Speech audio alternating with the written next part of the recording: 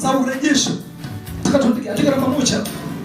Namba moja, andika funguo za urejesho kwa Mungu kwanza. Andika funguo za urejesho kwa Mungu kwanza. Funguo. Hizo funguo za urejesho kwa Mungu tunazipataje? Sikiliza hapa. Kuna vitu vyetu tunataka virejee katika maisha yetu. Tunataka vitu vizuri virejee katika maisha yetu. Tuko kanisani, tunamwabudu Mungu, tunamsifu Mungu, lakini tunakosa vitu ambavyo tunavihitaji. Kwa nini tunakosa vile vitu ambavyo tunavihitaji? Tunavikosa vile ambavyo tunavihitaji kwa sababu shetani kashaweka ngoma ya upako wa kwake. Bwana Yesu asifiwe. Nisikilize kwa makini hapo. Shetani anaweka nguvu ya upako wake katika maisha ya mwanadamu ili kile cha Mungu kisije. Biashara, mafanikio, watoto, kanisa kujaa ni kusudi la Mungu. Ni kusudi la Mungu. Shetani ana kawaida ya kuharibu, lakini Mungu ana kawaida ya kusawazisha. Haleluya. Mungu ana kawaida ya kusawazisha na mtu kushaini. Shetani anaharibu. Upako wa shetani ni magonjwa.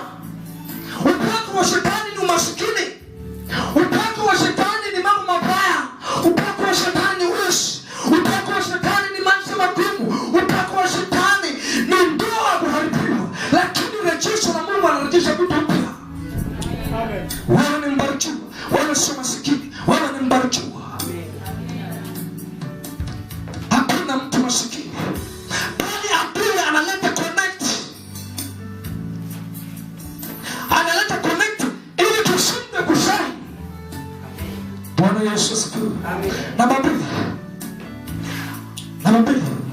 Toba, maana toba ni kutupa. Na toba, andika namba mbili, toba ni kugeuka. Maana toba ni kugeuka. Bwana Yesu asifiwe. Toba ni kugeuka. Ni kitu cha moyoni kuacha. Toba ni kugeuka. Yaani kwenda unatia kuelekeza katika kitu fulani. Kitu fulani unataka kufanya. Hilo ni rejesho la Mungu. Somo, usisahau somo ni rejesho. Toba ni kuacha. Kugeuka.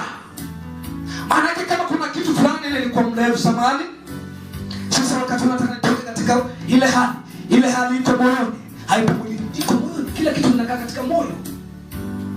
Jambo lolote linalofanyika liko katika moyo, akili na shaka. Bwana Yesu. Amen. Moyo unakufa ujasiri, confidence. Moyo unakupa confidence. Moyo utakapokupa confidence, akili inafanya kazi. Sasa yote tunahitaji Mungu afanye urejesho kutoka kwa Bwana Yesu. Nataka nikupe ushuhuda moja kwangu mimi.